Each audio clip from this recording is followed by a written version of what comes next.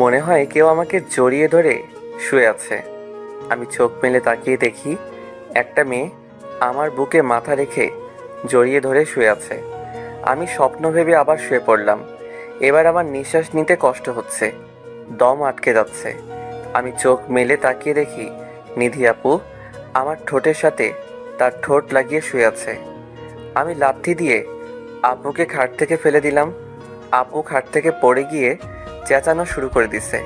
আপুর চেঁচানোর শব্দ শুনে আম্মু, বড় আম্মু, দাদু দৌড়ে আমার রুমে আসলো। রুমে এসে দেখে নিধি আপু নিচে পড়ে আছে আর চিৎকার করছে। কি হয়েছে মামনি? নিধি আপু কিছু বলছে না, লাল চোখে রাগী লোকে আমার দিকে তাকিয়ে আছে। আপুকে দেখে আমি এমনিতে অনেক ভয় পাই। নীল, ও নিচে পড়ে আছে কেন? জানি না। সত্যি করে বল বলছি। বলবো আপু। আমি বলছি, আগে আমাকে ওঠাও। তারপর আম্মু আর বড় আম্মু মিলে নিধিকে উঠিয়ে খাটে বসিয়ে দিল। আমি একেবারে খাটের এক কোনায় দাদুর কাছে গিয়ে বসলাম, কারণ বাসার একমাত্র দাদুই আমার সাপোর্টে আর সবাই বিপক্ষে। নিধি আপু আম্মুকে জড়িয়ে ধরে বলতে শুরু করলো, ছোট আম্মু, তোমার ছেলে অনেক খারাপ। কি করেছো এই বাদরটা? আম্মু বলল যে নীল এখন ঘুম থেকে ওঠেনি। যা তো মা, নীলকে একটু ডেকে তুলে দে, কলেজে যেতে হবে তো তোদের। আমি এসে দেখি নীল ঘুমিয়ে আছে। আমার প্রচন্ড ঘুম পেয়েছিল। আমি নীলের বুকে শুয়ে পড়ি, তাই ও ঘুম থেকে উঠে আমাকে লাথি মেরে উপর থেকে নিচে ফেলে দেয়। নীল, নিধি যা বলছে তা কি সত্যি? আসলে হয়েছে কি? আমি যা বলছি তার উত্তর দে। দাদু দেখো তোমার নাতিকে কেমন করতেছে। ছোট বৌমা, তুমি চুপ থাকো। দাদুর কথা শুনে আম্মু চুপ হয়ে গেল। দাদুকে সবাই ভয় পায়, আব্বু, বড় আব্বু, বাসার সবাই দাদুর কোনো কথা ফেলে না। কি হয়েছে নীল, তুই আমাকে বল। তোমার নাতনি আমাকে কিস করেছে। এই বিষয়ের জন্য তুই ওকে খাট থেকে ফেলে দিবি? ও তো অন্য কাউকে করেনি, নিজের জামাইকেই তো করেছে। ও মা, আমাদের বিয়ে হয়েছে জানতাম না তো। ফাইজলামও করবি না। নীল তো ঠিকই বলেছে, বিয়ে তো আর হয়নি। এটা নিয়ে নীলকে আর কেউ কিচ্ছু বলবে না। নিধিকে ওষুধ লাগিয়ে দাও, তাই হবে। আচ্ছা আব্বু, আপনি নিচে যান।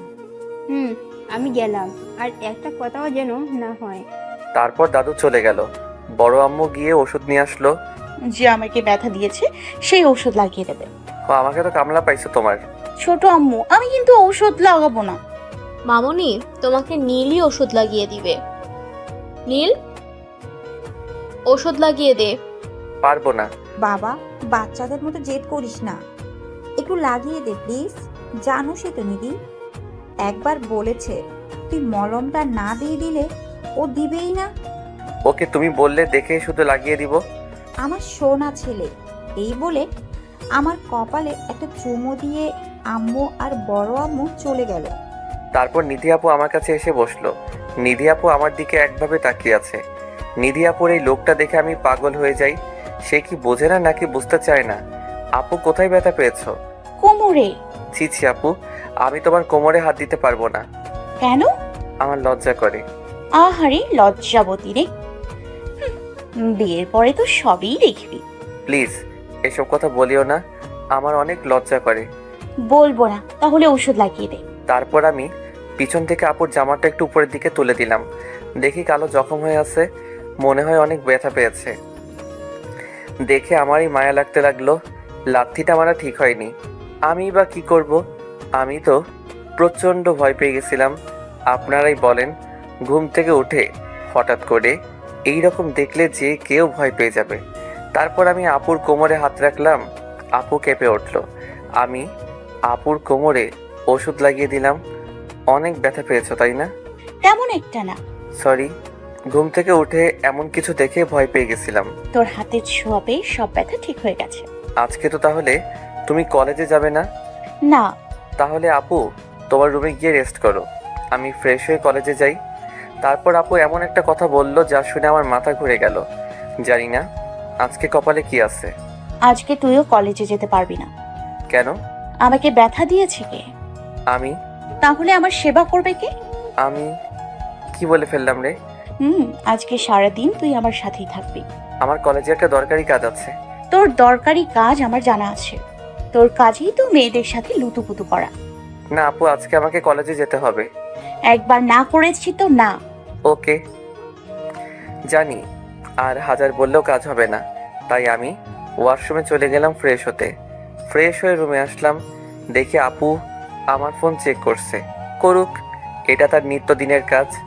আমার ফেসবুকের পাসওয়ার্ডও তার কাছে আছে, তবু বিশ্বাস করে না। আপু আমাকে দেখে ফোনটা রেখে দিল।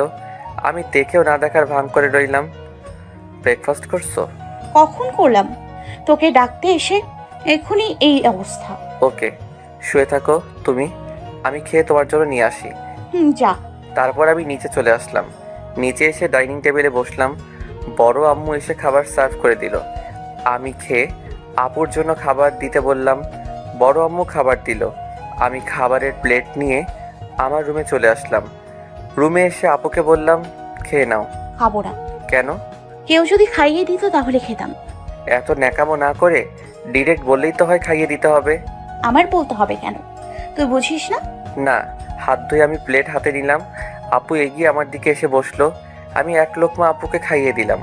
তারপর আস্তে আস্তে সবগুলো খাবার শেষ করলো আপু। খাওয়ার সময়ও তার দুষ্টুমি করতে হয়। প্রত্যেকটা আঙুলে কামড় দিছে শয়তান মাইয়া।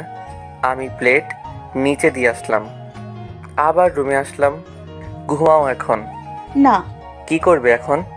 গল্প করব। তাহলে চলো বেলকনিতে যাই। আমি কি একা যেতে পারবো নাকি? না, আসো। তারপর নিধি আপুকে নিয়ে আমি বেলকনিতে চলে গেলাম। বেলকনিতে বসে আমি আর আপু গল্প করতে লাগলাম। কথার মাঝখানে আপু হেসে উঠল। আপুর গালে একটা টোল আছে, এটা আমার ক্রাশ।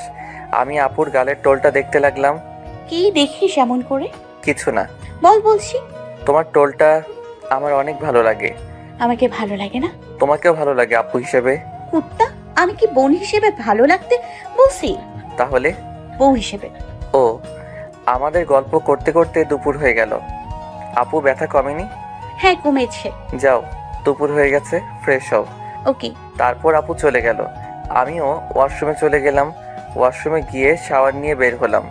তারপর ড্রেস চেঞ্জ করলাম। একটু পরে লাঞ্চ করার ডাক পড়লো। আমি লাঞ্চ করতে চলে গেলাম। যে দেখি আপু আসেনি। আমি আবার আপুর রুমে গেলাম ডাকতে। দেখি আপু আয়নার সামনে বসে চুলগুলা শুকাচ্ছে। এতক্ষণ লাগে তোমার? একটু বস। ওকে। আপুর মোবাইলটা খাটের উপরে আমি হাতে নিলাম। ওয়ালপেপারেই আমার পিকটা দেওয়া। আমি গ্যালারিতে ঢুকলাম। বেশি পিকই আমার আর আপুর, আর কারোর তেমন কোনো পিক নেই। হয়ে গেছে, চল। চলো। তারপর আমি আর নিধি আপু নিচে চলে গেলাম লাঞ্চ করতে। লাঞ্চ করে এসে আমি আমার রুমে চলে আসলাম। রুমে এসে দেখি রানা কল দিছে 3 বার। রানা হলো আমার ফ্রেন্ড। আমি কল ব্যাক করলাম। হ্যাঁ রানা, বল। আজকে কলেজে আসলি না যে? আপু আসতে দেয়নি। ও, ওকে। আজকে বিকেলে ঘুরতে যাব। আচ্ছা। মনে থাকে যেন। থাকবে। তারপর আমি শুয়ে পড়লাম। চোখ বন্ধ করে শুয়ে আছি। কখন যে ঘুমিয়ে পড়েছি নিজেও জানি না। বিকেলে আপু আমার রুমে আসলো, দেখলো যে আমি ঘুমিয়ে আছি। এই নীল, ওঠ না। কেন? বাসায় বোরিং লাগছে, বাইরে যাব। তো যাও। আমি কি একা একা যাব নাকি? তো তারপর আপু যা বললো তা শুনে মাথা খারাপ হয়ে গেল। আল্লাহ উঠায় নাও আমাকে। কিসের একটু ব্যথা পাইছে সেটা নিয়ে পড়ে আছে সারাটা দিন। তুইও আমার সাথে যাবি? পারবো না। দেখ, তোর জন্য আজকে কলেজে যেতে পারিনি, তাই আমাকে বাইরে তুই নিয়ে যাবি। আসলে আপু আজকে জয়দের সাথে ঘুরতে যাওয়ার কথা ছিল। আমার চাইতে ওরা তোর কাছে বড় হয়ে গেল। ওদের সাথে না গেলে ওরা রাগ করবে আপু। করুক, তাতে আমার কি? আপু একটু বুঝতে চেষ্টা করো। না, তুই রেডি হ, আমি রেডি হয়ে আসতেছি। এই বলে নিধি আপু চলে গেল। এখন কিছু করার নাই, আমাকে যেতেই হবে। না গেলে মাথা খারাপ করে দিবে। আমি বিছানা থেকে উঠে ওয়াশরুমে চলে গেলাম। ওয়াশরুমে গিয়ে ফ্রেশ হয়ে রুমে চলে আসলাম। তারপর আমি কাপড় চেঞ্জ করলাম। আমার রেডি হওয়া শেষ। আপুর জন্য ওয়েট করতে লাগলাম। অনেক সময় ধরে আপুর জন্য ওয়েট করতেছি, এখনও আসার কোনো খবর নাই। আমি আপুর রুমে চলে গেলাম। গিয়ে দেখি নিধি আপু আয়নার সামনে বসে চোখে কাজল দিচ্ছে। আপু, চোখের কাজলটা একটু গাঢ় করে দিও প্লিজ। এই কথা শুনে আপু চোখের কাজল অনেকটা গাঢ় করে দিল। তারপর আপু ঠোঁটে লিপস্টিক দিল। এই লিপস্টিকটা আমার একদম পছন্দ না। এমনিতে আপুর ঠোঁট জোড় অনেক সুন্দর আর গোলাপি, লিপস্টিক দিলে আপু ঠোঁটের সুন্দরটা নষ্ট হয়ে যায়। আমি রেডি। হয় নাই এখনো? আর কি করতে হবে? তোমার লিপের লিপস্টিকটা পরিষ্কার করো, বাজে দেখা যায়। তুই পরিষ্কার করে দিলেই তো হয়। সব সময় শুধু ফাইজলামো। ওকে, এতে রাগার কি আছে? এক্ষুনি পরিষ্কার করে দিচ্ছি। আপু টিস্যু দিয়ে লিপস্টিক পরিষ্কার করে ফেললো। এখন আয়নার সামনে দাঁড়িয়ে দেখো কত সুন্দরী লাগতেছে। এমনিতেই তোমার লিপ আমার ভালো লাগে, আর কখনো লিপস্টিক দেওয়ার দরকার নাই। আপু শুধু মুচকি হাসি দিয়ে মাথা নাড়ালো। এখন চল। ওকে। তারপর আমি আর আপু বাসার সবাইকে বলে বের হলাম। আমি গিয়ে গাড়িতে বসলাম। দে না, আমি ড্রাইভ করি। আমি চাই না আমার বউ বিয়ের আগে বিধবা হোক। মানে? তুমি গাড়ি চালালে আমার মরণ নিশ্চিত। কি সব ফালতু কথা বলিস? এসব আর বলবি না প্লিজ। ওকে ওকে, আর বলবো না। আমি ড্রাইভ করতে লাগলাম। আপু জয়দেরও ডেকে নিয়ে আমরা একসাথে ঘুরতে যাব। না, দরকার নেই, আমি তোর সাথে একা সময় কাটাতে এসেছি। ওকে, কুল কুল। এত রেগে বলার কি আছে? এমন কথা বলস যে রেগে কথা বলতেই হয়। আচ্ছা এসব রাখো, বলো কই যাবে? মানুষ যেখানে গিয়ে প্রেম করে আমরা সেখানে যাব। আজব, আমরা কি প্রেমিক প্রেমিকা নাকি? হ্যাঁ। কখনোই না, আমরা ভাই বোন। দেখ, এই কথাটা যদি আর একবার বলিস তাহলে কিন্তু খুব খারাপ হয়ে যাবে। আচ্ছা আর বলবো না, চলো কফি শপে যাই। ওকে। তারপর আমরা কফি শপে চলে গেলাম। ওয়েটার আসলো। স্যার, কফি খাবেন? 2টা হট কফি দেন। খেতে জানি 1 ঘন্টা সময় লাগে। Okay ma'am. ওয়েটার চলে গেল। নীল, একটা জিনিস খেয়াল করেছিস? প্রেম করার জন্য কিন্তু কফি শপ পারফেক্ট। আমি কি কখনো করছি নাকি? জানবো কি করে? দেখুস নাই সবাই গার্লফ্রেন্ড বয়ফ্রেন্ড নিয়ে ব্যস্ত? হ্যাঁ। ওয়েটার এসে কফি দিয়ে গেল। আমরা খেতে লাগলাম। আপু অনেক রোমাঞ্চকর চাহনিতে আমার দিকে তাকিয়ে আছে আর কফি খাচ্ছে। তখনই আমার ফোনটা বেজে উঠল। পকেট থেকে বের করে দেখি রানা কল দিছে। হ্যালো, কই তুই? একটু মার্কেটে আসছি। আজকে না আমাদের ঘুরতে যাওয়ার কথা? আপুকে নিয়ে আসছি। শপিং করবে আপু। ও, বুঝতে পারছি। কি বুঝলি? এই যে তোরা দুজন শপিং করতে গেছিস। আচ্ছা রাখি। বাই। কে কল দিয়েছিল? রানা। ভালো কথা মনে করেছিস। আমার শপিং এ যেতে হবে। মনে হয়েছে এখন? হুম। আমি যাব না তোমার সাথে। শপিং এ গেলে আমি বিরক্ত হয়ে যাই। আজকে আর বিরক্ত করব না। তোমার শপিং এর ব্যাগগুলো তোমার হাতেই রাখবে। আচ্ছা চল এখন। আমি আর আপু বিল মিটিয়ে কফি শপের বাইরে আসলাম। বিলটা আপুই দিছে, আমাকে কখনো দিতে দেয় না। আমি আর আপু শপিং মলে চলে গেলাম। আপু কেনাকাটা করতে লাগলো, আমিও আপুর পিছনে পিছনে ঘুরতে লাগলাম। আপুর হাতে অনেকগুলো ব্যাগ। ওটা দেখে আমার মায়া হলো, তাই ব্যাগগুলো নিজের হাতে নিলাম। আপু মুচকে একটা হাসি দিল।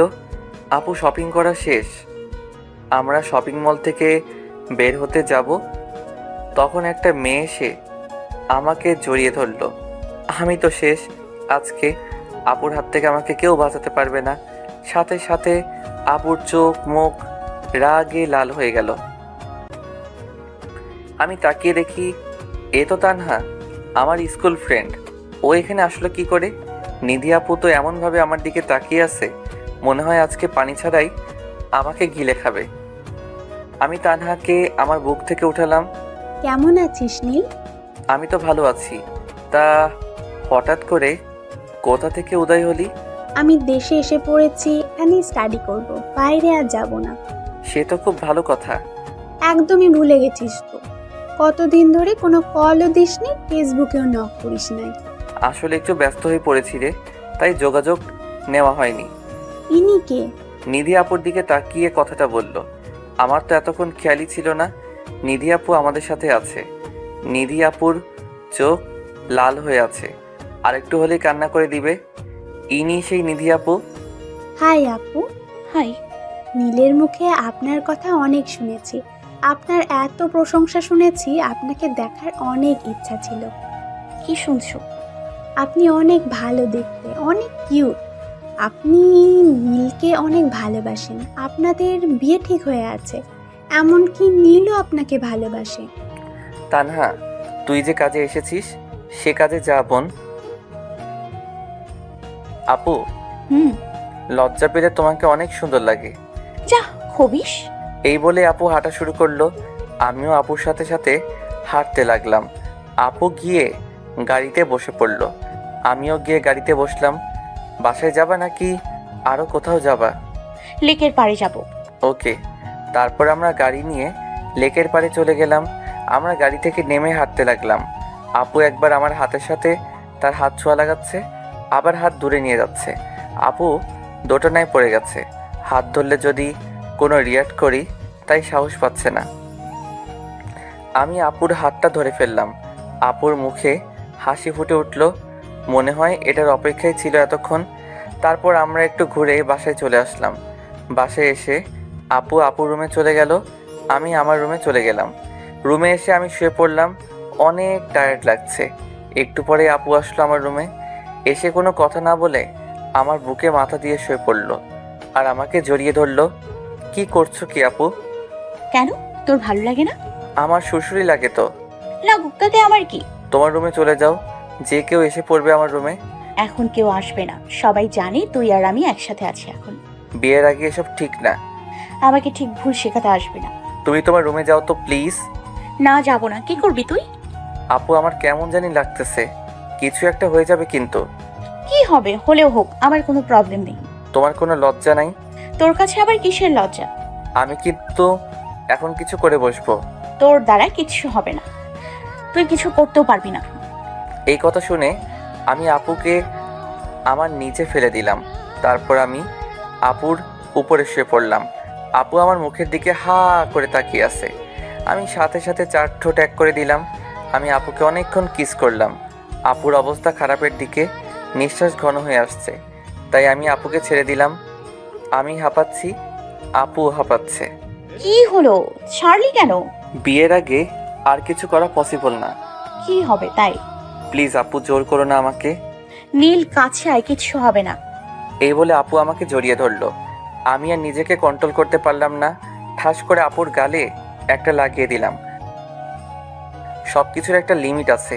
কিছু না বলাতে অতিরিক্ত বাড়াবাড়ি শুরু করছে। তুই আমার শরীরে হাত তুললি?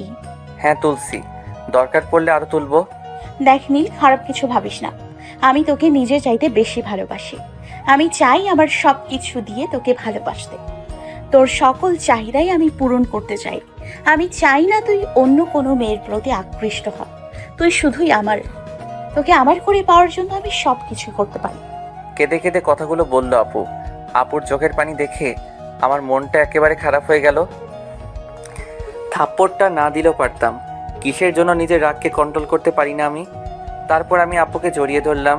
নিধি আপু আমাকে অনেক শক্ত করে জড়িয়ে ধরলো। দেখো, আমি এমন কোনো কাজ করতে চাই না যেটা করলে তোমার প্রতি ইন্টারেস্ট কমে যায়। আর বিয়ের আগে এসব ফিজিক্যাল রিলেশন হলে তোমার প্রতি থেকে আমার মন উঠে যাবে।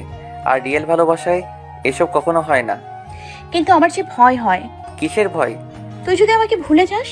আরে পাগলি, আমি তোমাকে ভুলবো কেন? সত্যি তো? এটাই বুঝি না, কলেজের সেরা সুন্দরী মেয়ে হয়েও তুমি যে আমার মাঝে কি পাইছো সেটা একমাত্র তুমিই জানো। এত কিছু তোর জানতে হবে না, শুধু কথা দি, মৃত্যুর আগ পর্যন্ত তুই আমার সাথে থাকবি। ওকে, কথা দিলাম। যদি এসব ভুলে যাস কখনো। তোমার মতো এত সুন্দর মেয়েকে কি কেউ ভুলতে পারবে? তুমিই বলো। না, তোকে দিয়ে বিশ্বাস নেই। তোর পেছনে আমার চাইতে আরো সুন্দরী মেয়ে লাইন দিয়ে আছে। যদি কখনো তাদের আশেপাশে দেখি তোকে, তাহলে তোর খবর আছে। ওকে, ডিনার করবে না? তোর থাপ্পড় খেয়ে আমার পেট ভরে গেছে। খাওয়াতে হলে অন্য কিছু খাওয়া। অন্য কিছু কি? এই তো মিষ্টি জাতীয় কিছু। ওকে, কালকে ভার্সিটিতে যাওয়ার সময় খাওয়াবো। কুত্তা কিছু বুঝিস না তাই না? মিষ্টি তোর কাছে আছে। আজব, আমি কি মিষ্টি বানাই না কি যে আমার কাছে থাকবে? দাঁড়া, তোকে দেখাচ্ছি মজা। এই বলে আপু আমার ঠোঁটের সাথে আপুর ঠোঁট মিলিয়ে দিল। ছোট করে একটা কিস করলো। বিয়ের পর আমার কিছু খেতে হবে না। কেন? তোমার আদর খেয়ে আমার পেট ভরে যাবে। আমার এই ভালো, রান্না করতে হবে না। এখন যাও ডিনার করতে। তুই যাবি না? চলো। তারপর আমি নিচে চলে গেলাম। নিধি আপু বলল, তুই যা, আমি আসতেছি। এই বলে আপু রুমে চলে গেল। আমি নিচে চলে গেলাম। দেখি আব্বু, বড় আব্বু এসেছে অফিস থেকে। এসে দুজনে খবর দেখছে টিভিতে। নীল, এদিকে আসো। আজকাল তোমার দেখাই পাওয়া যায় না। মাঝে মাঝে অফিসেও তো একটু যেতে পারো। আমি আর তোমার আব্বু কতদিন সামলাবো? আর বড় আব্বু আগে পড়াশোনা শেষ হোক। পড়াশোনার পাশাপাশি একটু ব্যবসাতেও হাত লাগাবা। ওকে, সময় পেলে অফিসে যাব। আমার মামুনি কোথায়? মহারানী কোথায় আমি কি করে বলবো? ও নাকি আজকে ব্যথা পেয়েছে। হ্যাঁ একটু। কি করে ব্যথা পেল? কি বলবো খুঁজে পাচ্ছি না।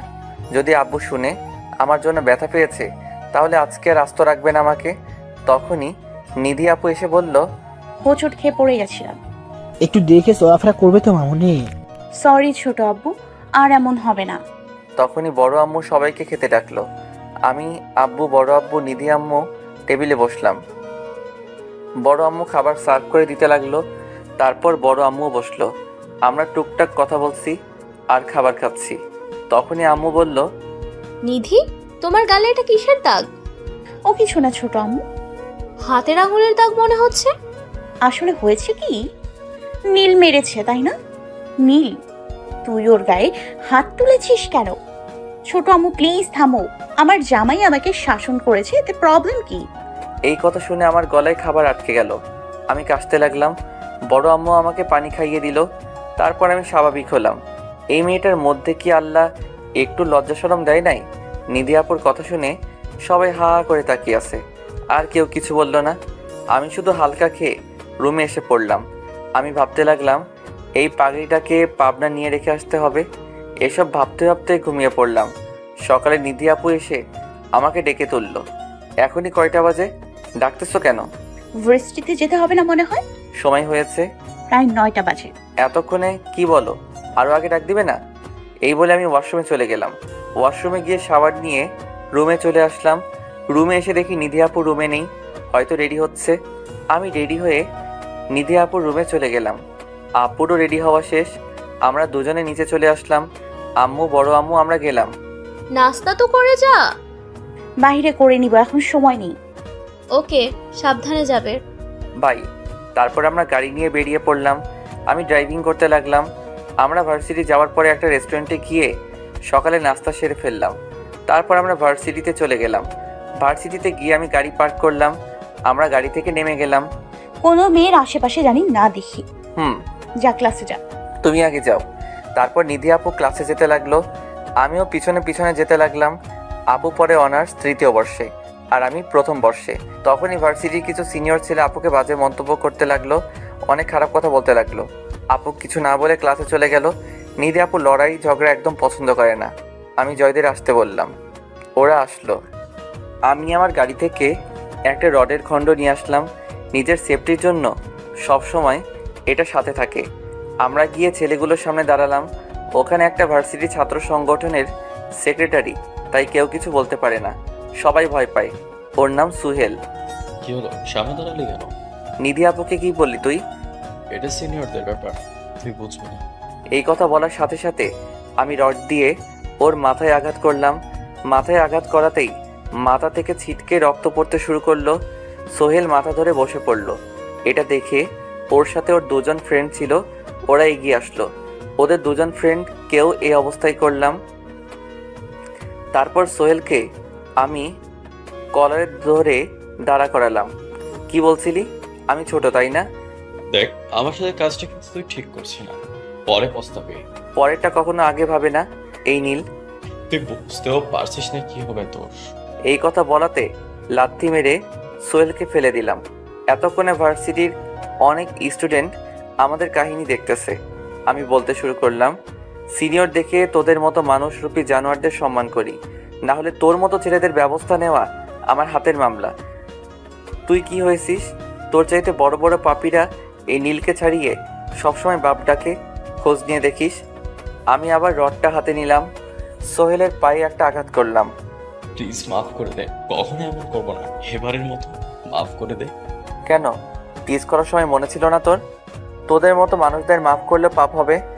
এই বলে ওর আরেক পাতে একটা আঘাত করলাম। হঠাৎ নিধি আপু কোথা থেকে দৌড়ে এসে আমাকে টেনে নিয়ে যেতে লাগলো। আমি আপুর হাত ছাড়িয়ে নিলাম। আবার গিয়ে সোহেলের বুকে লাথি মারলাম। পরিস্থিতি স্বাভাবিক করার জন্য আপু এসে আমাকে জড়িয়ে ধরলো। আপুর ছোঁয়া পেয়ে আমার সব রাগ উধাও হয়ে গেল। কলেজের সবাই তো অবাক হয়ে তাকিয়ে আছে। সিনিয়র মেয়ে হয়ে জুনিয়র ছেলেকে এইভাবে জড়িয়ে ধরে আছে। গ্যাঞ্জামের কথা শুনে কলেজের ভিপি আসলো। কলেজের ভিপি হলো জয়ের বড় ভাইয়া, ওনার নাম রায়হান। সোহেল গিয়ে রায়হান ভাইয়াকে অনেক ভুলভাল বোঝাতে লাগলো। আমি হাসতে লাগলাম। রায়হান কোনো কথা না বলে ডিরেক্ট আমার সামনে আসলো। কি হয়েছে নীল? ভাইয়া, ও নিধি আপুকে টিচ করেছে। ওকে, তোমরা যাও, আমি সব সামলে নেব। ধন্যবাদ ভাইয়া। তারপর রায়হান ভাই ও সোহেলকে কিছুক্ষণ কেলানি দিল। নিধি আপু আমাকে নিয়ে ক্যান্টিনে চলে আসলো। আমাদের সাথে জয়, রানা, রাজু আর নিধি আপুর কিছু বান্ধবী আসলো। আমরা গিয়ে একটা টেবিলে বসলাম। তোকে ওদের সাথে ঝামেলা করতে কে বলেছে? ওরা তোমাকে বাজে কথা বলবে, আমি চেয়ে চেয়ে দেখবো? ওরা বখাটে ছেলে, যদি পরে তোর কোনো ক্ষতি করে। দেখো আপু, তুমি ভালো করেই জানো আমার সামনে ওরা কিছুই না। শুধু তোমাকে কথা দিয়েছি বলে গ্যাঞ্জাম করি না। না, তোর এসব করতে হবে না। তোর কিছু হলে বাঁচতে পারবো না আমি। যা, ক্লাসে যা এখন। তুমি যাও, আমি একটু পরে যাব। ওকে। আপু ক্লাসে চলে গেল। আমরা ক্যাম্পাসে চলে গেলাম। মামা, একটা মেয়ে পছন্দ হয়েছে। কে সে? আমাদের এই বিভাগেরই, গতকাল নতুন ভর্তি হয়েছে। কে মেয়েটা? এই যে মাঠে বসে আছে। মেয়েটাকে পিছন থেকে দেখা যাচ্ছে, মুখ দেখা যাচ্ছে না। আমি মেয়েটার পিছনে দিয়ে ডাক দিলাম। আমার দিকে তাকালো মেয়েটা। তারপর আমি যাকে দেখলাম তাকে দেখার জন্য মোটেও প্রস্তুত ছিলাম না। আমার দিকে তাকালো মেয়েটা, আর কেউ না, তানহা। ওর সাথে আছে জান্নাত, আমাদের ক্লাসমেট, যার সাথে শপিং মলে দেখা হয়েছিল। আরে নীল, তুই? আমারও তো এক প্রশ্ন। আমি তো এখানেই ভর্তি হয়েছি। আমিও এই ভার্সিটিতে পড়াশোনা করি। তাহলে তো ভালোই হলো। তানহা, তোর সাথে আমার একটা কথা আছে। হ্যাঁ, বল। এদিকে আস, পার্সোনাল কথা। আমার এত মরা শখ নেই নিধি আপুর হাতে। প্রপোজ করবি নাকি?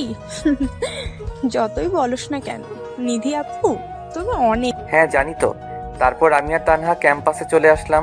ক্যাম্পাসে এসে আমি আর তানহা একটা টেবিলে বসলাম। আমরা কফি খেতে লাগলাম। কি বলবি বল। আগে বল, রাখবি? ওকে, বল। তো ওর সাথে রিলেশন করবি? সরি, আমি পারবো না। প্রবলেম কি? তুই ভালো করে জানিস আমি তোকে লাইক করি, বাট নিধি আপু তোকে অনেক ভালোবাসে, তাই তোর লাইফ থেকে সরে এসেছি। আমি রিলেশনে জড়াতে চাই না। প্লিজ রাজি হয়ে যা তুই। সরি রে। আমি তানহার হাত ধরে ফেললাম। প্লিজ রাজি হয়ে যা। ছেলেটা অনেক ভালো, ও তোকে অনেক ভালোবাসে। এই ফার্স্ট টাইম ও কোনো মেয়েকে ভালোবেসেছে। তুই অনেক লাকি রে। ওকে, ওর নামটা কি? জয়। ছেলেটা তার জন্যই তো সকালে আমার দিকে ড্যাব ড্যাব করে তাকিয়েছিল।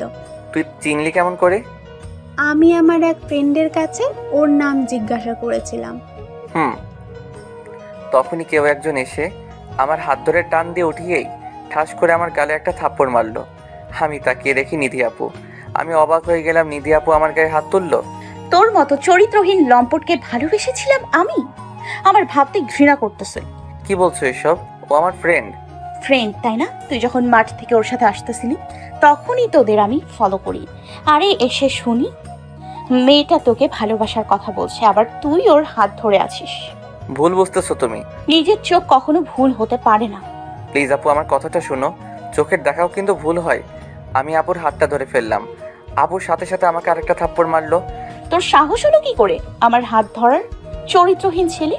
আপুর কথা শুনে আমি অবাক হয়ে গেলাম। এতক্ষণে কলেজের সবাই ক্যাম্পাসে চলে এসেছে। আমার সব ফ্রেন্ডরা, নিধি আপুর ফ্রেন্ডরা।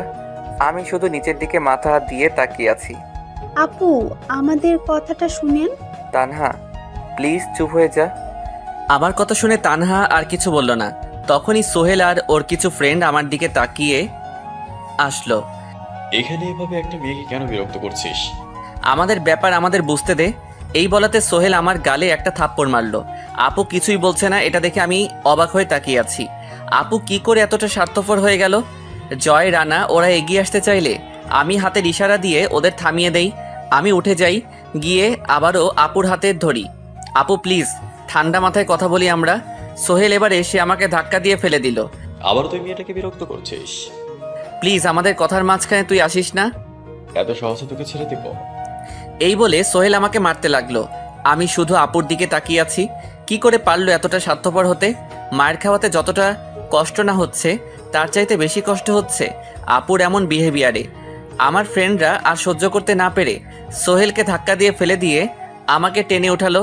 তখনই ক্যাম্পাসে প্রিন্সিপাল সহ আরও স্যার আসলো। কি হচ্ছে নীল এখানে?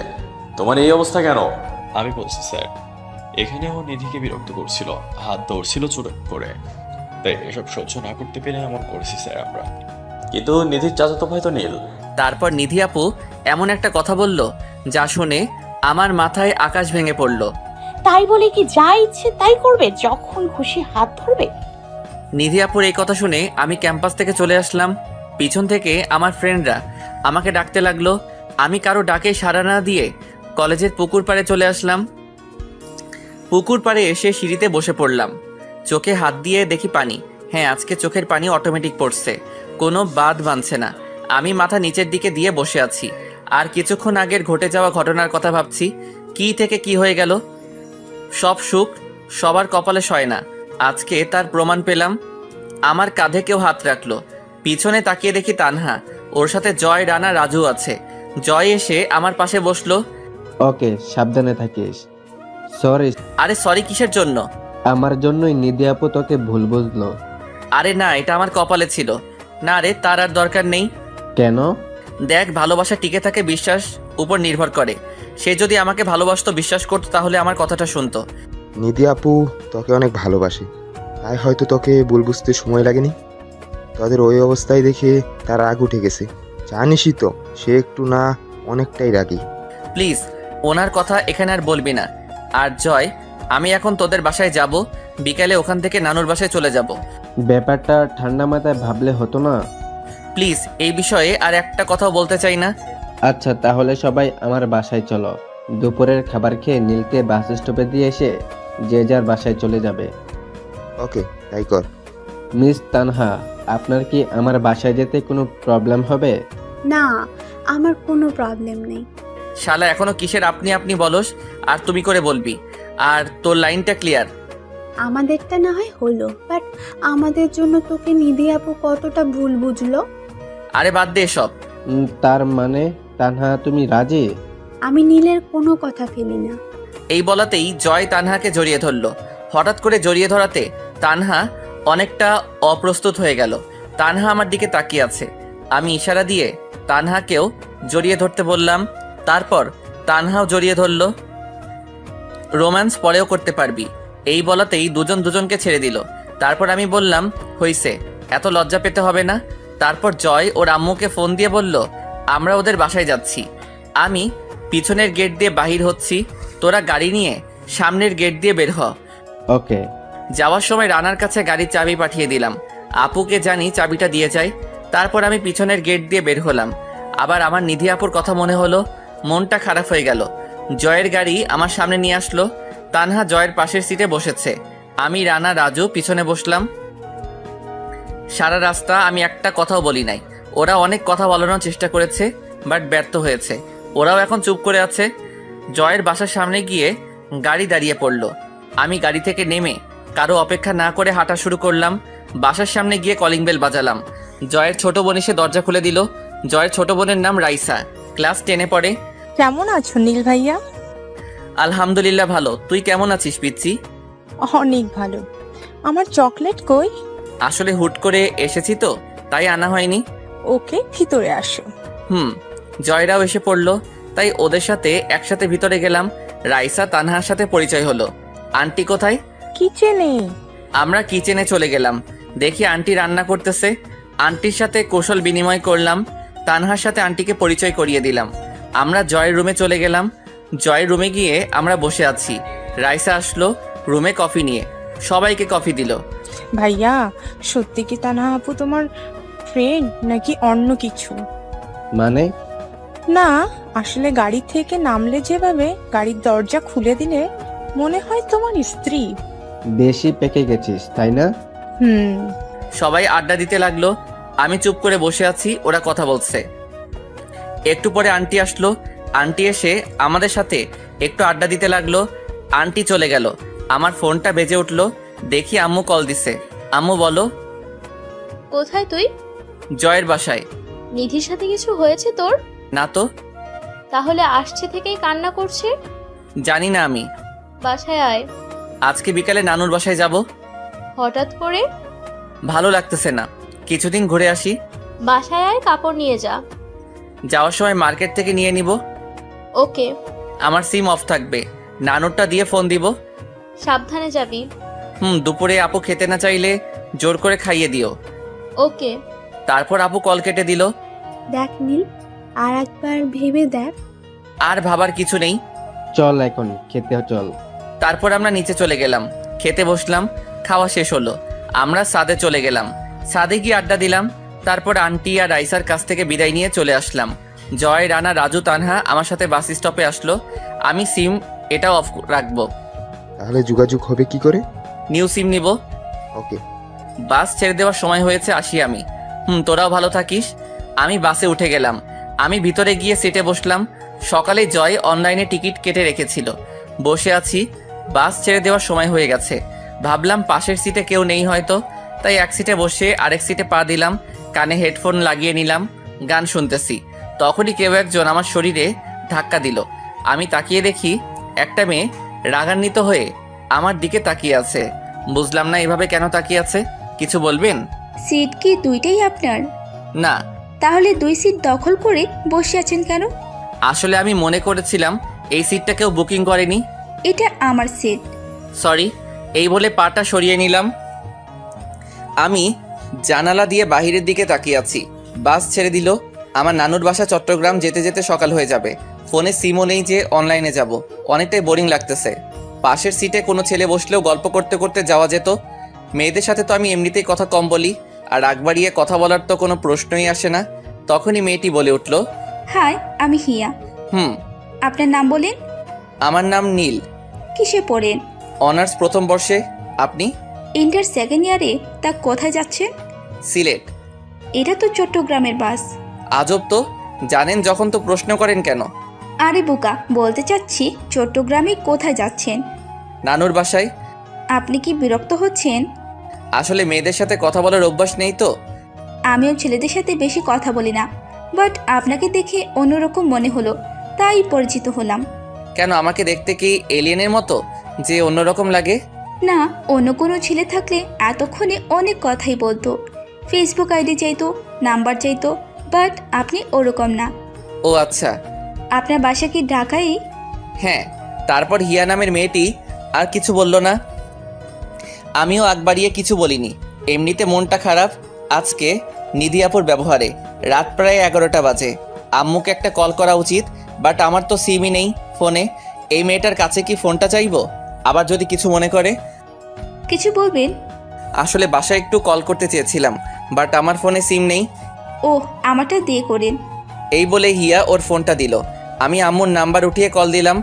আম্মু কল রিসিভ করলো। আম্মু, আমি নীল। তোর নাম্বার বন্ধ কেন?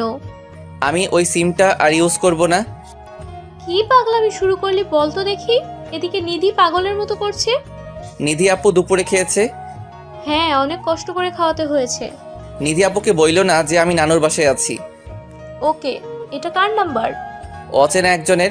ভালো থেকো, রাখি, বাই। বাই। আমি কলটা কেটে দিলাম। তারপর হিয়াকে মোবাইলটা দিয়ে দিলাম। আমি হিয়াকে একটা ধন্যবাদ দিলাম। বাসের সিটে হেলান দিয়ে শুয়ে আছি। আচ্ছা, আপনার কিছু হয়েছে? আমাকে বলছেন? আপনি ছাড়া এখানে কে আছে? না তো, আমার কি হবে? তাহলে আপনার চোখে পানি কেন? তারপর আমি চোখে হাত দিয়ে দেখি সত্যি চোখে পানি। আমি চোখটা মুছে ফেললাম। অমনি বাসটা থেমে গেল। একটা রেস্তোরাঁর সামনে বাসটা পার্ক করলো। সবাইকে রাতের খাবারের জন্য বলা হলো। চলেন খেয়ে আসি। মুড নেই। এত কথা বলেন কেন? আসতে বলছি, আসেন। খেতে খেতে আপনার সব গল্প শুনবো। আমি আর না করলাম না। বাসটা একটা গ্রামে এসে থামছে। আমরা দুজন রেস্তোরাঁয় চলে গেলাম। হিয়া খাবার অর্ডার করলো। তারপর আমি সব কিছু হিয়াকে বললাম। এসব শুনে হিয়া আমার দিকে হা করে তাকিয়ে আছে। এই ছোট্ট একটা কাহিনী নিয়ে এত কিছু? হুম। মেয়েটিকে বোঝানো উচিত ছিল আপনার। সে তো শুনতেই চাইনি। খুব খারাপ হয়েছে আপনার সাথে। বাস ছেড়ে দিবে, চলেন। তারপর আমি বিল দিয়ে বাসে চলে গেলাম। বাসে গিয়ে আমি আমার সিটে বসে পড়লাম। আমার প্রচণ্ড ঘুম পাচ্ছে। আমি ঘুমিয়ে পড়লাম। হঠাৎ করে আমার ঘুমটা ভেঙে গেল। উঠে দেখি আমি হিয়ার কাঁধে আমার মাথা। আমি একটু অপ্রস্তুত হয়ে গেলাম, সরি। It's okay. তারপর আর ঘুমালাম না। হিয়ার সাথে টুকটাক কথা বলতে লাগলাম। সকালে গিয়ে চট্টগ্রাম বাস স্টপে বাস থামলো। আমি আর হিয়া বাস থেকে নেমে গেলাম। অনেক কথা বলছি, পরিচয় হয়েও ভালো লাগলো। আপনার নাম্বারটা দেওয়া যাবে? সরি, আমার সিম নেই। ইটস ওকে, তাহলে আসি, ভালো থাকবেন। আপনিও। তারপর হিয়া চলে গেল। আমিও একটা রিক্সা নিয়ে নানুর বাসায় চলে গেলাম। গিয়ে কলিং বেল দিলাম, দরজাটা খুলে গেল। আমি যাকে দেখলাম অবাক হয়ে গেলাম, উনিও আমাকে দেখে অবাক হয়ে গেছে। দরজাটা খুলে দিল হিয়া। হিয়াকে দেখে আমি একটা বড় ধরনের শক খেলাম। ও নানুর বাসায় কি করছে? এই যে মিস্টার, ফলো করা হচ্ছে। আজব তো, আমি আপনাকে ফলো করতে যাব কেন? তাহলে আপনি এখানে কি করছেন? এটা আমার নানুর বাসা। Oh sorry. It's okay. আমি বাসার ভিতরে গেলাম, দেখি নানু ড্রয়িং রুমে বসে আছে। নানু আমাকে দেখে আমার দিকে এগিয়ে আসলো। কেমন আছো নানু? এতদিন ভালো ছিলাম না, এখন তুই এসেছিস, ভালো থাকবো। বুড়ি। তুই কেমন আছিস? আছি কোনো রকম। রাতে তোর আম্মু ফোন দিয়েছিলে, কেমন যে আছিস ভালোই বুঝতে পারছি। ওসব কথা বাদ দাও। মামা মামি লিমা কোথায়? লিমা হয়তো ছাদে, তোর মামা রুমে, তোর মামি কিচেনে। ওকে, আমি মামা মামির সাথে দেখা করে আসি। ওকে। আমি কিচেনে চলে গেলাম, দেখি মামি ব্রেকফাস্ট বানাচ্ছে। আমি গিয়ে পিছন থেকে মামির চোখ ধরে ফেললাম। মামি ভয় পেয়ে গেল, আমার হাত ধরলো মামি। বাবা এসেছিস? বুঝলা কেমনে আমি? তোর হাতের ছোঁয়া আমি চিনবো না ভাবলি কি করে? কেমন আছো মামি? কি করে ভালো থাকি, কতদিন পর আসলি, কখনো তো খবরও নিস না। ফোনে কথা বলি তো। বলস, বাট আমি ফোন দিলে তুই কি কখনো আগে থেকে বলস? সরি, যাও, এখন থেকে প্রতিদিনই কথা বলবো। মনে থাকলে হয়। থাকবে মনে। অনেক জানি করে এসেছিস, যা ফ্রেশ হয়ে রেস্ট নে। ওকে। মামা আমাকে নিজের ছেলের মতো আদর করে। মামির কোনো ছেলে নেই, এক মেয়ে, নাম হলো লিমা। ওখান থেকে এসে উপরে চলে গেলাম মামার রুমে, দেখি মামা টিভিতে খবর দেখতেছে। আসসালামু আলাইকুম মামা। ওয়ালাইকুম আসসালাম। কেমন আছিস? আলহামদুলিল্লাহ ভালো, তুমি? আমিও ভালো আছি। খবর দিয়ে আসলেই তো আমি বা ড্রাইভারকে পাঠিয়ে দিতাম। না, আসতে কোনো সমস্যা হয়নি। যা যা ফ্রেশ হয়ে আয়, ব্রেকফাস্ট করবো একসাথে। ওকে। আমি আমার রুমে চলে গেলাম। রুমে গিয়ে ওয়াশরুমে গেলাম। আর ওদিকে নিধি আপু কালকে রাতেও খায়নি, সকালেও কিছু খাচ্ছে না, কারোর সাথে তেমনভাবে কথা বলে না, সারা রাতই শুধু কান্না করছে। কালকে বড় আম্মু সারা রাতই নিধি আপুর সাথে ছিল। সবাই জিজ্ঞাসা করছে কি হয়েছে, কাউকে কিছু বলছে না, শুধু সবাইকে এক কথাই বলছে প্লিজ আমাকে একা থাকতে দাও। সবাই বুঝতে পারছে আমার সাথে কিছু হয়েছে। আব্বু জয়কে ফোন করে জয়ও না করে দেয় যে ও কিছু জানে না। আমি ওয়াশরুম থেকে বের হলাম, দেখি লিমা রুমে এসেছে, সাথে হিয়াও আছে। লিমা আমাকে দেখে দৌড়ে এসে জড়িয়ে ধরলো। কেমন আছিস পাগলি? বেশি ভালো না, তুমি? ভালো না কেন? তুমি তো ভুলে গেছো যে তোমার ছোট্ট একটা বোন আছে। পাগলি বোন আমার, আমি তোকে কখনো ভুলতে পারবো? তার জন্য তো কোনো খোঁজ খবর নাও না। আরে না, ব্যস্ত থাকি পড়াশোনা নিয়ে। পড়াশোনা নিয়ে নাকি নিধি আপুকে নিয়ে? অনেক পেকে গেছিস দেখা যায়। সত্যি কথা বললেই পেকে গেছি, তাই না? আরে পড়াশোনার অনেক চাপ। বুঝলাম। আর ভাইয়া পরিচিত হও, আমার বেস্টু হিয়া। আর হিয়া এ হলো নীল ভাইয়া। পরিচয় হওয়ার দরকার নেই। মানে? আমরা বাসে একসাথে এসেছি। তাহলে পরিচিত হয়েছিস মনে হয়। তোর ভাইয়া কোনো পরিচয় দেয়নি, আসলে ওনার একটু অ্যাটিটিউড বেশি। আসলে তা না, ভাইয়া একটু মেয়েদের থেকে দূরে দূরে থাকে, আর কোনো মেয়ের সাথে কথা বলা ভাইয়া নিষেধ, তাই না ভাইয়া? একদম ঠিক বলেছিস। নিষেধ মানে? নিধি আপু জানলে একটা মায়ের মাটিতে পড়বে না। ও বুঝেছি। কি বুঝলি? বাসে নিধি আপুর সাথে সব ঘটনা আমাকে বলছে, আর এখন নিধি আপুর সাথে একটু ভুল বোঝাবুঝি হয়েছে, তাই তোর ভাইয়া এখানে এসেছে। কি হয়েছে ভাইয়া? তোর ফ্রেন্ডের কাছে শোন। ওকে, আমি বলছি। এই কথা বলতে না বলতেই হিয়ার ফোনে একটা কল আসে। ও রুমের বাহিরে চলে যায়। তোর বান্ধবীর বাসা কোথায়? আসলে ভাইয়া ওর বাবা মা কিছুদিন আগে একটা অ্যাক্সিডেন্টে মারা যায়। ওদের পরিবারের সাথে আমাদের ফ্রেন্ডলি সম্পর্ক ছিল, তার মধ্যে হিয়া আমার বেস্ট ফ্রেন্ড। তারপর থেকে হিয়া আমাদের বাসায় থাকে। ও আচ্ছা। নিচে চলো, ব্রেকফাস্ট করতে যেতে বলেছে আম্মু। চল। তারপর আমি আর লিমা ড্রয়িং রুমে চলে গেলাম। ড্রয়িং রুমে গিয়ে দেখি হিয়া, মামা মামি, নানু খাবার টেবিলে বসে আছে। আমরা সবাই গল্প করতে করতে সকালে নাস্তা করলাম। নাস্তা করা শেষে আমি আমার রুমে চলে আসলাম। আসার আগে বলে আসলাম লিমাকে আমার রুমে আসতে। আমি আমার রুমে এসে ওয়াইফাই কানেক্টেড করে ফেসবুকে ঢুকলাম। তারপর সব ফ্রেন্ডদের টেক্সট করে বলে দিলাম আমি ভালোভাবে পৌঁছেছি। একটু পরে লিমা আমার রুমে আসলো। ভাইয়া কিছু বলবে? আজকে কলেজে যাবি? আজকে আর যাব না। রেডি হ, শপিংয়ে যাব। কেন? আরে গাধি, আমার সাথে কোনো কাপড় আনতে দেখছস নাকি সারাদিন এক ড্রেসেই থাকবো? ভাই হিয়াকেও কিন্তু সাথে নিয়ে যাব। আচ্ছা দুজনে রেডি হ যা। লিমা চলে গেল। আমি শুয়ে পড়লাম। আবারও আমার নিধি আপুর কথা মনে হলো। নিধি আপুর কথা মনে হওয়াতেই মনটা খারাপ হয়ে গেল। আমি কেন তার জন্য কাঁদবো? সে তো আমাকে ভালোই বাসে না। ভালোবাসলে তো সে একটিবার হলেও আমার কথাটা শুনতো, আর চরিত্রহীনও বলতো না। একা থাকলেই এসব মনে হবে। তাই আমি নিচে চলে গেলাম। নিচে নানু আর মামি টিভি দেখতেছে। মামি মামা কোথায়? অফিসে চলে গেছে। কেন, কিছু লাগবে? আরে না, দেখছি না তাই জিজ্ঞাসা করলাম। লিমা আর হিয়া রেডি হয়ে আসলো। মামি আর নানুকে বলে আমরা গাড়ি নিয়ে চলে গেলাম। আমি ড্রাইভ করছি, হিয়া আর লিমা পিছনে বসেছে। আমি একটা শপিং মলের সামনে গাড়ি পার্ক করলাম। গাড়ি থেকে আমরা 3 জন বের হলাম। আমরা মলের ভিতরে ঢুকতে যাব, তখনই আমার সাথে কারো ধাক্কা লাগে। তারপর আমি তার দিকে তাকাই। যাকে দেখি তাকে দেখে আমার মুখে হাসি ফুটে ওঠে। সে সাথে সাথে আমাকে জড়িয়ে ধরে।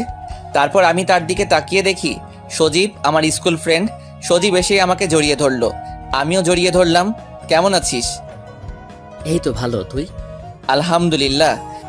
তোর সাথে এইভাবে দেখা হবে কখনো ভাবিনি। সত্যি আমি সারপ্রাইজড। চল এক জায়গায় বসে কথা বলে। কফি শপে চল। আপনারা যান, আমি এখানেই আছি। আমরা যাব মানে? আমি সবার সাথেই কফি খাই না। কথাটা সজীবের দিকে তাকিয়ে বলল। আমি কিছুই বুঝতে পারলাম না। আচ্ছা তোর নাম্বারটা দে তো। ফোনে সিম নেই। তুই দে, আমার সিম নেই। ওকে। সিম নেই কেন? সে অনেক কাহিনী, নেক্সট মিটে বলবো। ওকে, আমি আসি। তারপর হিয়ার দিকে কিছুক্ষণ তাকিয়ে থেকে সজীব চলে গেল। আমি কিছুই বুঝলাম না। থাক, এসব নিয়ে মাথা ঘামানোর সময় এখন না। তারপর আমি কিছু কেনাকাটা করলাম। আমরা একটা ঘড়ির দোকানে গেলাম। দেখো কোনটা ভালো লাগে। ভাইয়া তোমার জন্য। না, তোদের জন্য। আমার লাগবে না। এত কথা শুনতে লাইক করি না আমি। সরি। আপনাদের জন্য 2টি পছন্দ করেন, আমার জন্য একটা। ওকে। আমাদের ঘড়ি কেনা হলে আমরা গাড়িতে এসে বসি। কি খাবি লিমা? ভাইয়া ফুচকা। আপনি কি খাবেন? আমিও ফুচকা খাবো। আমি একটা ফুচকার দোকানের সামনে নিয়ে গাড়ি রাখলাম। তোমরা খেতে থাকো, আমি আসি। কই যাবে? 5 মিনিটে আসবো। ভাইয়া তুমি স্মোক করতে যাবে? আরে না, এসব এখন খায় না। আমি জানি, বাট তুমি কোথাও যাবে না, বসে থাকো। ওকে। ওরা ফুচকা খেতে লাগলো।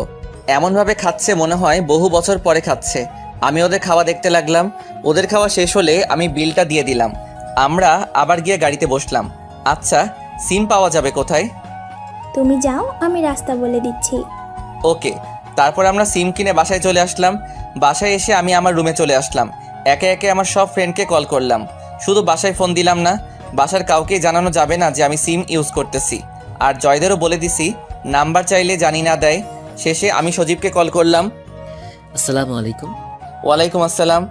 নীল? বিকালে মিট করব। ওকে, লোকেশন টেক্সট করে দিয়ে দিস। Okay bye. কলটা কেটে দিলাম। দেখতে দেখতে বিকাল হয়ে গেল। আমি আর সজীব একটা কফি শপে মিট করলাম। কি কফি বল? Black coffee. সে অভ্যাসটা এখনো আছে। বদলানোর চেষ্টা করেনি। এখন বল, হিয়া তোকে দেখে এমন করলো কেন? হিয়াকে আমি অনেক আগে থেকেই ভালোবাসি। তারপর? আমাদের রিলেশনও ছিল, বাট একটা ভুলে সব নষ্ট হয়ে যায়। এখনো ভালোবাসো? অনেক। ফিরে আসতে চাইলে ফিরিয়ে নিবি? ওয়েট। আমি লিমাকে কল করে 10 মিনিটের মধ্যে এখানে আসতে বললাম হিয়াকে নিয়ে। কিছুক্ষণ হিয়া আর লিমা কফি শপে আসলো। লিমা এসে আমাদের সাথে বসলো, বাট হিয়া এখনো দাঁড়িয়ে আছে। পরে আমি বলতে শুরু করলাম, দেখো হিয়া, তুমি হয়তো আমার জীবনের সমস্ত কাহিনী শুনছো। ভালোবাসায় যদি বিশ্বাসই না থাকে, ওইটাকে ভালোবাসা বলে না। দুজন দুজনাকে এত ভালোবাসতো যা এখন শুধু ঘৃণায় পরিণত হয়েছে। সজীব তো তোমাকে এখনো ভালোবাসে। এরপর সজীব সবার সামনে কানে ধরে সরি বলল হিয়াকে। সবাই তাকিয়ে আছে সজীবের দিকে। দেখেন, আপনাকে যদি ভালোই না বাসতো তাহলে নিজের সম্মানের কথা চিন্তা করে হলেও এখানে সবার সামনে কানে ধরতো না। এইবার হিয়ার চোখ দিয়ে পানি এসে পড়ল। হিয়া সজীবকে অনেক শক্ত করে জড়িয়ে ধরল। আমিও সরি। যদি আবার ছেড়ে যেতে চাও তাহলে পাপ ভেঙে সারা দিন আমার কাছে রেখে দেব। তাহলে তোরা থাক, আমি আর নীলা যাই। আরে এক কাপ কফি তো খেয়ে যা। তারপর বসে সবাই কফি খেতে লাগলাম। আচ্ছা, সজীব ভাইয়ের সাথে তোমার কেমন পরিচয়? আমি আর সজীব স্কুল জীবনে ভালো ফ্রেন্ড ছিলাম। হঠাৎ ওর বাবার ট্রান্সফার হয়ে যায়, তাই এখানে চলে আসে। পরে আর কোনো যোগাযোগ করতে পারিনি। ও আচ্ছা। হিয়া, তোরা সময় কাটা? আমরা যাই। আমি আর লিমা বাসায় এসে পড়লাম। এভাবে কেটে গেল 15 দিন। এই 15 দিনে আপুর সাথে একবারও কথা হয়নি, তাই একটু ভালো লাগতেছে না। ভাবতেছি কালকেই চলে যাব, গিয়ে আপুকে বোঝালেই বুঝতে পারবে। বিকালে আমি, হিয়া আর লিমা ছাদে আড্ডা দিচ্ছি, তখনই জয়ের কল। হ্যাঁ মামা বল, তুই জানলি কি করে? আজকে আমাকে আর তানহাকে একসাথে দেখেছে, তারপর আমরা সব বুঝিয়ে বলেছি। Okay bye. তারপর আমি লিমাকে গিয়ে বললাম কালকে নিধি আপু আসবে। কে বললো? আপু সব জেনে গেছে, আমি শিওর আসবে। তাহলে তো ভালোই। হিয়া তোমাকে একটা কাজ করে দিতে হবে। কি কাজ ভাইয়া? তারপর আমি বললাম কি করতে হবে। সবাই হা করে তাকিয়ে আছে। আমার গার্লফ্রেন্ড হতে হবে তোমার। এসব কি বলছেন ভাইয়া? ভাইয়া তুমি কি পাগল হয়ে গেছো? আরে আগে আমার কথাটা শেষ করতে দে। বলো। সত্যিকারে গার্লফ্রেন্ড না। তাহলে? অভিনয় করতে হবে। ভাইয়া কি বলতে চাচ্ছেন ক্লিয়ার করে বলুন। আমি শিওর আপু বিকালের বাসে রওনা দিবে, সকালে এসে চট্টগ্রাম নামবে। নিধি আপু আমাকে ওই দিন অনেক অপমান করছে, তাই আমিও একটু আপুকে কষ্ট দিতে চাই। তুমি আমার সাথে তাল মিলাবে, বাকিটা আমি দেখব। ওকে ভাইয়া, এতটুকু আপনার জন্য করতেই পারি। ধন্যবাদ। ওয়েলকাম। না বলবো না। ওকে। আচ্ছা তোরা আড্ডা দে, আমি রুমে যাই। আচ্ছা। এরপর আমি রুমে চলে আসলাম। রুমে এসে আম্মুকে কল দিলাম। আসসালামু আলাইকুম। ওয়ালাইকুম আসসালাম। কেমন আছো আম্মু? আলহামদুলিল্লাহ ভালো, তুই? আলহামদুলিল্লাহ ভালো। আজকে সন্ধ্যার পাশে নিধি চট্টগ্রাম যাচ্ছে। জানি। কোনো কন্টাক্ট হয়েছে কি তোদের? না আম্মু, আর এটা নতুন নাম্বার, বাসা সবাইকে দিও। ওকে। ভালো থেকো, বাই। বাই। এরপর আমি বড় আম্মুকে কল করলাম। বড় আম্মুর সাথে কথা বলে গেমস খেলতে শুরু করলাম। কখন যে রাত হয়ে গেল টেরই পেলাম না। রাতে মামি ডাকতে আসলো, আমি খেতে গেলাম। খাবার টেবিলে সবাই বসে আছে, আমার জন্যই ওয়েট করতেছে। আমি যাওয়ার পরে সবাই খাওয়া শুরু করলো। তখন নানু বলল, কালকে নিধি আসতেছে। জানি, আম্মুর সাথে কথা হয়েছে। সকালে গিয়ে বাস স্ট্যান্ড থেকে। সরি, পারবো না। তুই না গেলে কে যাবে? আমি সকালে তো অফিসে চলে যাব। লিমাকে পাঠিয়ে দাও। লিমা কি ড্রাইভ করতে পারে নাকি যে ও গিয়ে নিয়ে আসবে? ড্রাইভার কি ঘাস কাটার জন্য রাখছো? তুই গেলে নিধি অনেক খুশি হবে। বললাম তো আমি যাব না। মা, নীল যখন যেতে চাচ্ছে না তাহলে ও যাবে না, লিমা গিয়ে নিয়ে আসবে। ওকে। রাতের খাবার খেয়ে আমি চলে গেলাম রুমে। আপনারা হয়তো ভাবছেন যে নিধি আপুর সাথে ভুল বোঝাবুঝি হয়েছে, তাই আমি অনেক স্যাড মুডে চলে যাব, গাঁজা মদ খাবো, সারা রাত না ঘুমিয়ে কাঁদবো। আসলে আমি জানি নিধি আপু আমাকে অনেক ভালোবাসে। তখন আপু আমাকে ওই অবস্থায় দেখে সহ্য করতে পারিনি, তার জন্য এমন বিহেভ করেছে। আর আপু তখন রাগের মাথায় ছিল। শান্ত হওয়ার পর বোঝালেই হতো। বাট আমার এখানে আসার মূল কারণ হলো নিধি আপুকে একটা শিক্ষা দেওয়া, যাতে নেক্সট টাইম ভুল বুঝবার আগে আমার কথাটা শুনে। আজকে মনটা ফ্রেশ, টানা 15 দিন পর কালকে নিধি আপুকে দেখব। কখনো এতদিন নিধি আপুর থেকে দূরে থাকিনি। এসব ভাবতেছি, আজকে চোখে একদম ঘুম নেই। শুধু ভাবতেছি কখন সকাল হবে, কখন নিধি আপুর সাথে দেখা হবে। এসব ভাবতে ভাবতে শেষ রাতে ঘুমিয়ে পড়ি। সকাল 7টায় আমার ঘুমটা ভেঙে যায়। আমি ঘুম থেকে উঠে ফ্রেশ হয়ে নিচে চলে যাই। নিচে থেকে 1 কাপ কফি নিয়ে আমি আবার আমার রুমে চলে আসি। রুমে এসে বেলকনিতে চলে যাই। বেলকনিতে বসে কফি খাচ্ছি আর মোবাইলে আমার আর নিধি আপুর ছবি দেখছি। কিছুক্ষণ পর বাসার সামনে একটা গাড়ি এসে থামে। গাড়ি থেকে নিধি আপু, হিয়া, লিমা বেরিয়ে আসে। আজকে অনেকদিন পর নিধি আপুকে দেখলাম। দূর থেকে দেখে বোঝা যাচ্ছে একদিন ঠিকমতো খাইনি, ঘুমাইনি, মুখটা একদম শুকিয়ে গেছে। নিধি আপু গাড়ি থেকে নেমেই আগে আমার রুমের বেলকনির দিকে তাকালো। আমি দেয়ালের পাশে লুকিয়ে পড়লাম। নিধি আপু জানেই নানুর বাসায় এটাই আমার রুম। আমি রুমে এসে খাটে শুয়ে পড়লাম। নিধি আপু কখন রুমে আসবে সে অপেক্ষা করতে লাগলাম। কিছুক্ষণ পর নিধি আপু রুমের সামনে এসে দাঁড়ালো। আমি দেখেও না দেখার ভান করে রইলাম। নিধি আপু কিছুক্ষণ দাঁড়িয়ে থেকে দৌড়ে এসে আমাকে জড়িয়ে ধরলো। আমি সামলাতে না পেরে খাটের উপর শুয়ে পড়লাম। নিধি আপুও খাটের উপর শুয়ে পড়ল। নিধি আপু আমাকে জড়িয়ে ধরে আমার কপালে, গালে, লিপে এক নাগারে কিস করতে লাগলো। আমি ধাক্কা দিয়ে আপুকে আমার উপর থেকে সরিয়ে দিলাম। কি করছেন কি এসব? আমার চরিত্রহীন ছেলেকে জড়িয়ে ধরে আছেন, আবার কিস করতেছেন। সরি নীল, আর কখনো এমন হবে না। কি হবে না? কি বলছেন এসব? আর আপনি এখানে কেন এসেছেন? প্লিজ মাফ করে দে, আর কখনো তোকে অবিশ্বাস করব না। আমার মতো চরিত্রহীন ছেলের কাছে ক্ষমা চাওয়ার কোনো দরকার নেই। আর আপনি তো ভুল করেননি। দেখ, তোকে ছাড়া এই 15 দিন আমার 15 বছর মনে হয়েছে। প্লিজ আর রাগ করিস না। আপুর চোখের পানি গাল বেয়ে পড়ছে। এটা দেখে আমার বুকে চিনচিন ব্যথা অনুভব করলাম। বাট এত সহজে তো মেনে নেওয়া যায় না, একটু হলেও কষ্ট দিতেই হবে, না হলে এরকম ভবিষ্যতে আবারও করবে। প্লিজ নীল কিছু বল। কি বলবো আমি? প্লিজ আমাকে তোর বুকে নে। এই 15 দিন একবারও তোর বুকে মাথা রাখতে পারিনি। সরি, পারবো না। আর চরিত্রহীন একটা ছেলের বুকে মাথা রাখবেন আপনি? ব্যাপারটা হাস্যকর দেখায় না? তুই যেমনই হোস, তুই আমার হবু বর। আপনাকে বিয়ে করা আমার পক্ষে পসিবল না। হিয়া আর লিমাও রুমে আসলে ওরা এসে একপাশে দাঁড়ালো। বিয়ে করবি না মানে কি? ওই যে ওই মেয়েকে দেখছেন, ওর নাম হিয়া। আমি ওকে খুব ভালোবাসি এবং হিয়া আমাকে অনেক ভালোবাসে। এ কথা বলাতে আপু হাসতে লাগলো। আমি অবাক হলাম, এতে তো আপুর কষ্ট পাওয়ার কথা। আপু হাসতেছে কেন? আমি লিমা আর হিয়ার দিকে তাকালাম। ওরা ইশারায় বলল, আমরা কিছু জানি না। দেখ নীল, তুই যতই রাগ করে থাকিস, বাট আমি জানি তুই আমাকে ভালোবাসিস। দেখ, তুইও যদি ওই অবস্থায় আমাকে দেখতি, তাহলে তোর কি মাথা ঠিক থাকতো? নীল, আমাকে ছাড়া এতদিন থাকলে কি করে? কষ্ট হয়নি? কষ্ট হলেও কিছু করার ছিল না। তখন তো রাগের মাথায় ওই রকম বিহেভ করেছি। আমাকে ভালো করে বুঝলে বুঝতাম না আমি? বাট তোমাকে একটা শিক্ষা দেওয়া উচিত ছিল, যাতে কখনো আর ভুল না বুঝতে পারো। না, কিছু করতে হবে না, আর কখনো ভুল বুঝবো না। মনে থাকে জানি। চলো ব্রেকফাস্ট করে আসি। না, কিছু করতে হবে না, আর কখনো ভুল বুঝবো না। অনেক দিন হলো একটা জিনিস খাওয়া হয় না, বলতে পারবো না, করে দেখাচ্ছি। কি? এই বলে নিধি আপু ধাক্কা দিয়ে আমাকে বিছানায় ফেলে দিল। তারপর আমার উপর শুয়ে পড়ল। কি করছো এসব? নিধি আপু আমার ঠোঁটে আঙ্গুল দিয়ে চুপ করতে বলল। আপু বলল, কোনো কথা হবে না। আজকে যদি কোনো কিছুতে বাধা দিস, তাহলে তোর খবর আছে। বুঝলাম না, নিধি আপু আজকে এমন কেন করছে? নিধি আপু যখন আমার ঠোঁটের সাথে তার ঠোঁট মিলাতে যাবে, তখনই বললাম, নানু তুমি কখন রুমে আসলে? এই কথা বলাতে নিধি আপুকে আমাকে ছেড়ে দিল। আমি ছাড়া পেয়ে দরজার সামনে চলে আসলাম। কই নানু? নানু আসে নাই তো। কই নানু? কুত্তা, তুই আমাকে বোকা বানালি। হ্যাঁ, পাগল হয়ে গেছো তুমি? হ্যাঁ, তোর ভালোবাসা পাওয়ার জন্য পাগল হয়ে আছি আমি। না ম্যাডাম, বিয়ের আগে এসব হচ্ছে না। কাছে আয় বলছি। আমাকে তো পাগলে পাইছে। এখন না আসলে কিন্তু পরে তোর 12টা বাজাবো। ওকে, আমি নিচে চলে গেলাম। গেলে আসো। খাবো না আমি। ওকে, নাই খেলে। এই বলে আমি নিচে চলে আসলাম। নিচে এসে ব্রেকফাস্ট করে নিধি আপুর জন্য রুমে নিয়ে গেলাম। জানি রাগ করে আছে, এখন যদি নিজের হাতে খাইয়ে দেই তাহলে রাগটা চলে যাবে। আমি খাবার নিয়ে রুমে চলে গেলাম। রুমে গিয়ে দেখি নিধি মনমরা হয়ে বসে আছে। আমি খাবারের প্লেট আপুর সামনে নিয়ে বললাম, খেয়ে নাও। ইচ্ছা নেই। প্লিজ খেয়ে নাও। কি শর্ত? 2টা শর্তে খেতে পারি।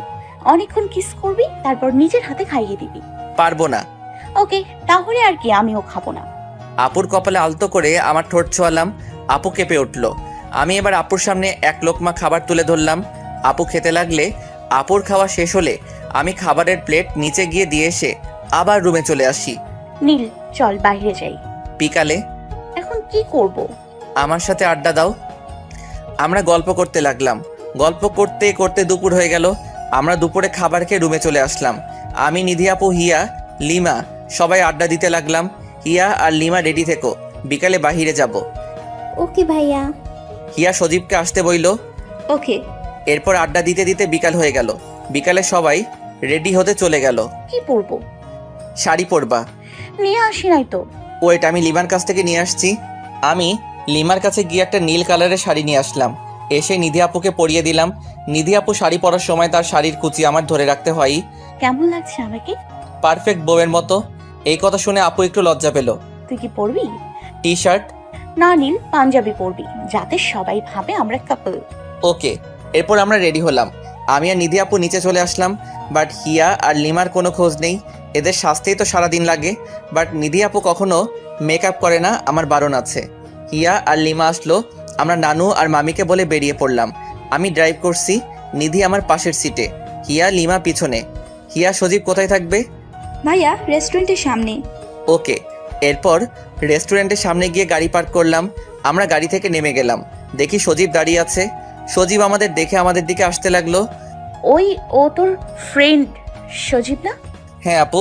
তোর সাথে ওর কোথায় দেখা হলো? সজীব হিয়ার বয়ফ্রেন্ড। ও আচ্ছা। তারপর সজীব আমাদের কাছে আসলো। নীল, এইটা নিধি আপু না? হ্যাঁ। কেমন আছো আপু? আলহামদুলিল্লাহ ভালো, তুমি? আলহামদুলিল্লাহ ভালো। আমার কথা মনে আছে আপু তোমার? মনে থাকবে না কেন? আগে নীলের সাথে আমাদের বাসায় অনেক গেছো। এখানে দাঁড়িয়ে কথা বলবে নাকি কোথাও যাবে? কোথায় গেলে ভালো হয়? এখানে একটা লেক আছে, যাবে? ওখানেই চলো। আমি তো বাইক নিয়ে এসেছি। গাড়ি ড্রাইভ করতে পারোস? হ্যাঁ। তুই হিয়াকে নিয়ে গাড়িতে আয়, আমাকে বাইকের চাবিটা দে। ওকে। এই নে গাড়ির চাবি, আগে আগে যা, আমরা পিছনে পিছনে আসছি। আচ্ছা। ওরা যেতে লাগলো। আমি নিধি আপুকে বাইকে বসতে বললাম। আপু বাইকে বসলো, বসে অনেক শক্ত করে জড়িয়ে ধরলো। আপু একটু আস্তে ধরো না। না, তুই অনেক স্পিডে বাইক চালাস। আস্তে চালাবো আজকে। যেভাবেই চালাস আমি আস্তে ধরতে পারবো না। আর কথা বাড়ালাম না, বাইক চালানো শুরু করলাম। আস্তে আস্তে বাইকের স্পিড বাড়াতে লাগলাম। নিধি আপু আরও শক্ত করে জড়িয়ে ধরলো। আমরা লেকের পাড়ে চলে গেলাম। আমরা অনেকক্ষণ আড্ডা দিয়ে বাসায় চলে গেলাম। বাসায় যেতে যেতে সন্ধ্যা হয়ে গেল। বাসায় গিয়ে আমি আমার রুমে চলে গেলাম। রাতে ডিনার করার জন্য ডাকা হলো। আমরা ডিনার করতে চলে গেলাম। সবাই বসে খেতে লাগলাম। নানু, একটা কথা রাখবে? বল। আজকে কিন্তু আমি নীলের সাথে ঘুমাবো। এই কথা শোনার পরে আমি কাশতে লাগলাম। মামি পানি দিল, পানি খেয়ে আমি ঠিক হলাম। সবাই আমার দিকে তাকিয়ে আছে। মেয়েটা কি পাগল হয়ে গেছে? কোথায় কোন কথা বলতে হয় কিছুই বোঝে না। কি বলছে এসব আপু? আমাদের কি বিয়ে হয়েছে? একদম চুপ। না রে, বিয়ের আগে একসাথে থাকা যায় না। আমাদেরও তো বিয়ে হবে, তাই না? হয়নি তো। আর একটা কথা বলবে না? চুপচাপ খাও। আমি খাওয়া শেষ করে আমার রুমে চলে আসলাম। রুমে এসে ফোন টিপতে লাগলাম। রাত বাজে 12টা। মনে হয় আমার রুমের দরজা ঠেলে কেউ ভিতরে আসতেছে। ভালো করে তাকিয়ে দেখি নিধি আপু। আমি চোখ বন্ধ করে ফেললাম। আগে দেখি নিধি আপু কি করে। নিধি আপু এসে আমার মুখের সামনে বসলো। প্রথমে কপালে একটা চুমু দিল, তারপর বলতে শুরু করলো, পাগল, তোকে যে কতটা ভালোবাসি হয়তো তুই জানিস না। নিজের চাইতেও তোকে অনেক বেশি ভালোবাসি। কবে যে তোকে পার্মানেন্ট নিজের করে পাবো, তোকে ছাড়া একটু ভালো লাগে না আমার। আরো অনেক কিছু বলতে লাগলো। নিধি আপু আমার লিপে ছোট করে একটা কিস করলো। আমি নিধির মাথার পিছনে হাত দিয়ে নিচু করে আপুর লিপের সাথে আমার লিপটা মিলিয়ে নিলাম। নিধি আপু ভয় পেয়ে গেল। আমি কিছুক্ষণ কিস করার পর আপুর ঠোঁট মুক্ত করে দিলাম। তুই না ঘুমিয়েছিলি? না, জেগেছিলাম। এমন করে কেউ কিস করে কুত্তা? তুমি এত রাতে আমার রুমে কি করো? তোর বুকে মাথা রেখে ঘুমাবো, তার জন্য এসেছি। এখন কিছু হবে না, বিয়ের পরে সব শুধু বিয়ের পরে। এবার ঢাকা গিয়ে বিয়ে করে ফেলবো, তারপর সব সুদে আসলে আদায় করব। ওকে, এখন যাও। তাড়িয়ে দিচ্ছিস? আমি নিধি আপুকে জড়িয়ে ধরলাম। দেখো, কেউ যদি দেখে ফেলে তাহলে অনেক খারাপ ভাববে। ওকে, যাচ্ছি রে বাবা। নিধি আপু চলে গেল। আমি ঘুমিয়ে পড়লাম। এইভাবেই কেটে গেল 10 দিন। এই 10 দিনে এমন কোনো দিন নাই যে তাকে আদর করতে হয়নি, তাকে নিয়ে বাহিরে যেতে হয়নি। রাত বাজে 10টা। নিধি আপু আমার রুমে আসলো। এত রাতে ফুচকা খেতে হবে না, কালকে নিয়ে যাব। না, আমি আজকেই যাব। প্লিজ জেদ করো না। তুই যাবি কিনা বল, তাহলে আমি একাই চলে যাব। আচ্ছা চলো। আমরা কাউকে কিছু না বলে বের হলাম। নিধি আপু হেঁটে যাবে তাই গাড়ি নিলাম না। আমরা হাঁটতে লাগলাম। রাস্তায় একটা ফুচকার দোকান দেখলাম। দোকানটা বন্ধ করতে নিয়েছিল। নিধি আপু ফুচকা খেলো, আমাকেও একটা খাইয়ে দিল। ফুচকার বিল দিয়ে আমরা হাঁটতে লাগলাম। রাস্তায় 3টা ছেলে আমাদের পিছন পিছন আসতে লাগলো। ওরা এসে আমাদের সামনে দাঁড়ালো। ওদের হাতে চাকু আর খুর। নিধি আপু ভয় পেয়ে আমাকে জড়িয়ে ধরলো। কে ভাই আপনারা? ওদের মধ্যে একজন বলল, যদি বাঁচতে চাস তাহলে সাথে যা কিছু আছে দিয়ে দে। কেন, মগের মুল্লুক নাকি? যা বলছি শোন, ভালো হবে। প্লিজ নীল, সব দিয়ে দে। কিসের জন্য? আমি সব ভয় পাই না। এই বলাতেই ওখানের একজন আমার গলায় খুঁট ঠেকালো। নিধি আপু ভয় পেয়ে আমার ফোন, ওয়ালেট, নিজের ফোন ওদের দিয়ে দিল। এসব পেয়ে ওরা আমাকে ছেড়ে দিল। আরেকজন বলল, হাতের ঘড়িটা দে। এটা দিতে পারবো না। ঘড়িটা আমাকে নিধি আপু গিফট করেছে, তাই দিলাম না। এটা নিয়ে ওদের সাথে একটু হাতাহাতি হলো। একসময় নিধি আপু চিৎকার দিয়ে উঠলো। আমার হাতের দিকে তাকিয়ে দেখি ব্লাড বের হচ্ছে। হঠাৎ করে আমার হাতে খুঁড়ের একটা ফেস লেগে যায়। এটা দেখে নিধি আপু নীল বলে চিৎকার দিয়ে ওঠে। নিধি আপুর চিৎকার শুনে আশেপাশের কিছু লোক দৌড়ে আমাদের কাছে আসে। এটা দেখে ছিনতাইকারীরা ভয় পেয়ে পালিয়ে যায়। আমার হাত থেকে অনেক ব্লাড বের হচ্ছে। যতটা না কষ্ট হচ্ছে হাত কাটার জন্য, তার চাইতে বেশি কষ্ট হচ্ছে নিধি আপুর জন্য। নিধি আপু ব্যাগ থেকে রুমাল বের করে আমার হাতে বেঁধে দিল। আপুর চোখের পানি থামছেই না। আরে এভাবে কান্না করার কি আছে? কিছু হয়নি তো? আমার জন্য সব হয়েছে। তোমার জন্য মানে? আমি যদি আসার জন্য মাইনা না করতাম তাহলে এমন হতো না। আরে পাগলি মেয়ে, এটা কপালে ছিল। আর বেশি কিছু হয়নি তো, সামান্য একটু কেটেছে। একদম চুপ। কত ব্লাড বের হচ্ছে আর তুই বলছিস সামান্য, তাই না? কিছু সময়ের মধ্যে আমাদের এখানে কিছু লোক জড়ো হয়ে গেল। নিধি আপু তাদের বলল হাসপাতালে যাওয়ার জন্য কিছু একটা ব্যবস্থা করে দিতে। রাত করে কোনো ট্যাক্সি পাওয়া যাবে না, তাই একজন একটা সিএনজি ডেকে দিল। নিধি আপু আমাকে ধরে সিএনজিতে বসিয়ে দিল, আপুও বসলো। সিএনজি ড্রাইভারকে হাসপাতালে নিয়ে যেতে বলল। সামান্য একটু কাটা নিয়ে এমন করতেছে, যদি বড় কিছু হতো তাহলে যে কেমন করতো আল্লাহ তাআলা ভালো জানে। আপু হাসপাতালে যাওয়ার কিছু হয়নি তো? যদি আর একটা কথা বলিস তাহলে তোর খবর আছে। এই সামান্য বিষয় নিয়ে এত কিছু? এই খুঁটটা যদি আমার গলায় চা। পুরো কথা বলতে পারলাম না, তার আগেই নিধি আপুর ঠোঁট দিয়ে আমার ঠোঁট জোড়া বন্ধ করে দিল। আমি কি বলবো বুঝতেছি না। সিএনজি ড্রাইভারও অবাক হয়ে গেছে, এমন জিনিস দেখার জন্য হয়তো সেও প্রস্তুত ছিল না। কিছু সময় পরে নিধি আপু আমার ঠোঁট জোড়া মুক্ত করে দিল। নেক্সট টাইম এমন কথা বললে আর কখনো তোর সাথে কথাই বলবো না। সরি। নিধি আপু কিছু বলল না, অন্যদিকে মুখ ঘুরিয়ে বসে রইল। বুঝলাম আমার জন্য নিধি আপুর মনটা খারাপ হয়ে গেছে।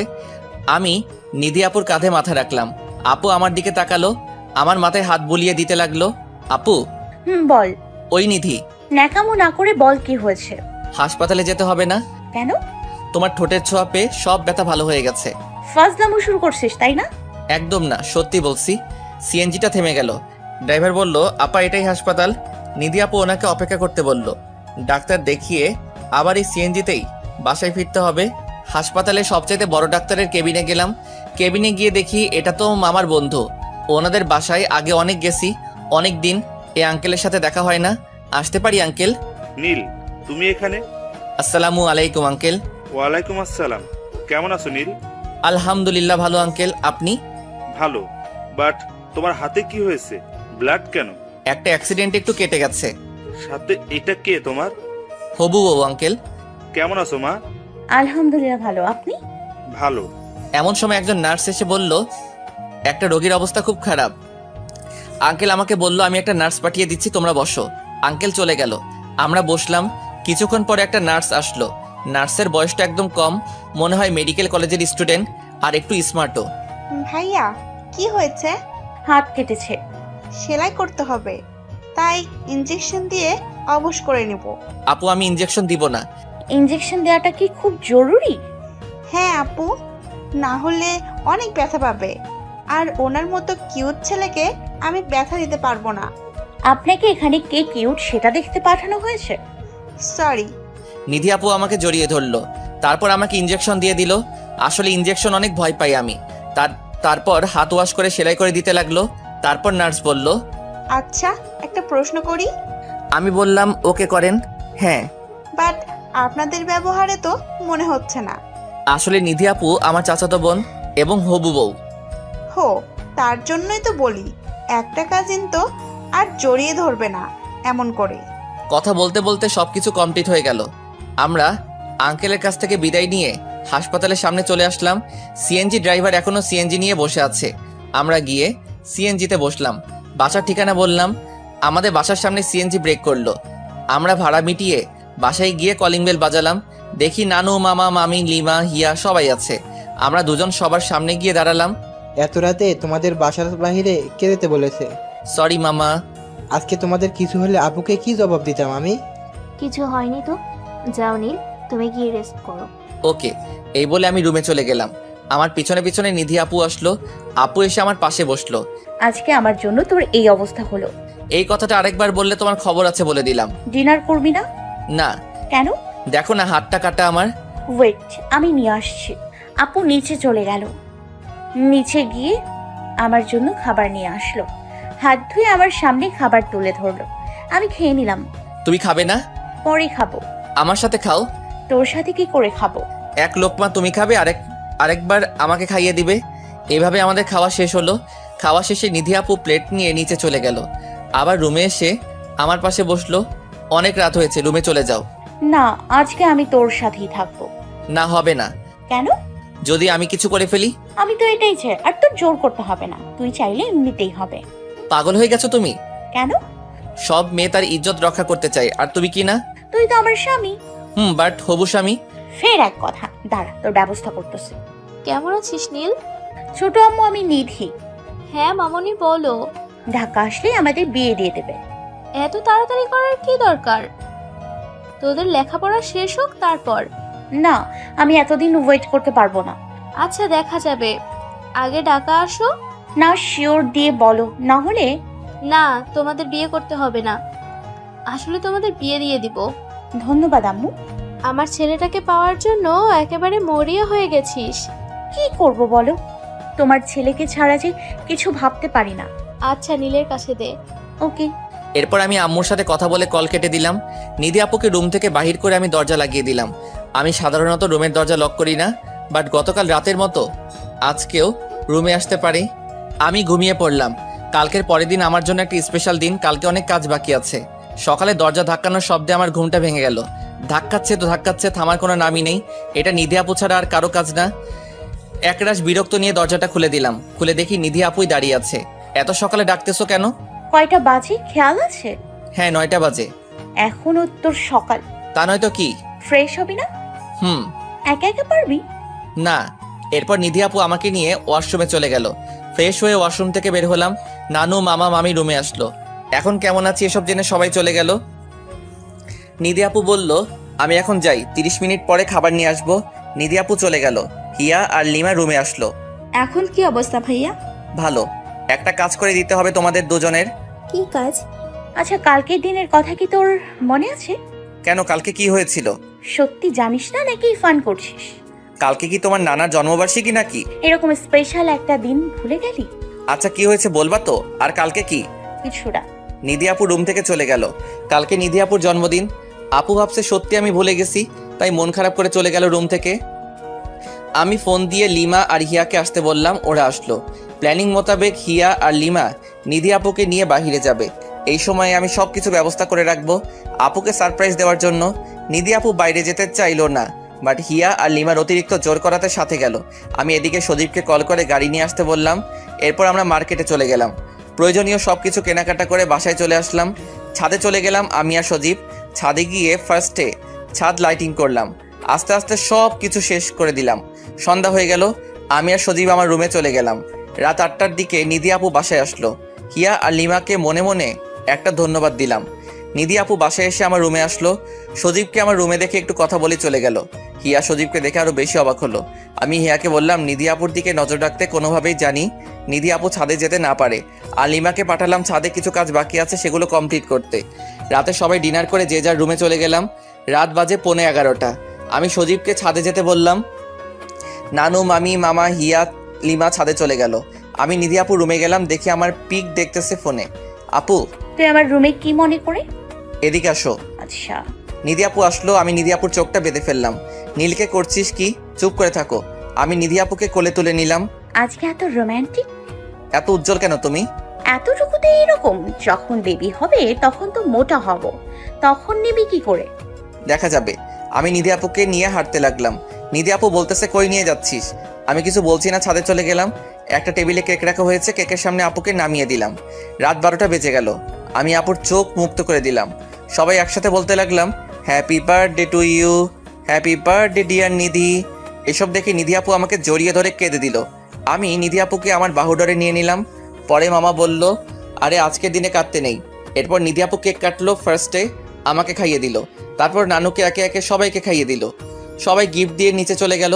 আমি নিধি আপুর হাতে একগুচ্ছ কাঠগোলাপ দিলাম। আপু খুশি হয়ে আমাকে একটু মিষ্টি খাইয়ে দিল। একটা দোলনা ফুল দিয়ে অনেক সুন্দর করে সাজানো হয়েছে। আমরা গিয়ে ওটাই বসলাম। নিধি আপু আমার বুকে মাথা রাখলো। দুপুরে যখন জিজ্ঞাসলাম তখন না করলে কেন? বললে কি সারপ্রাইজটা থাকবে? জানো কতটা কষ্ট পেয়েছি। সরি, আর হবে না। সব সময় এমন করে ভালোবাসবে তো? মৃত্যুর আগ পর্যন্ত তোমাকে ভালোবেসে যাব। নিধি আপু আমাকে অনেক শক্ত করে জড়িয়ে ধরলো আর বলল কেকের নাম লেখাটা অনেক সুন্দর ছিল। কেকে লেখা ছিল হ্যাপি বার্থডে সিনিয়র প্রেয়সী। আমিও আপুকে অনেক শক্ত করে জড়িয়ে ধরলাম। আপু আমার বুকে ঘুমিয়ে পড়ল। আমি নিধি আপুর কপালে একটা চুমু খেয়ে বললাম ভালোবাসি পাগলি, নিজের চাইতো বেশি।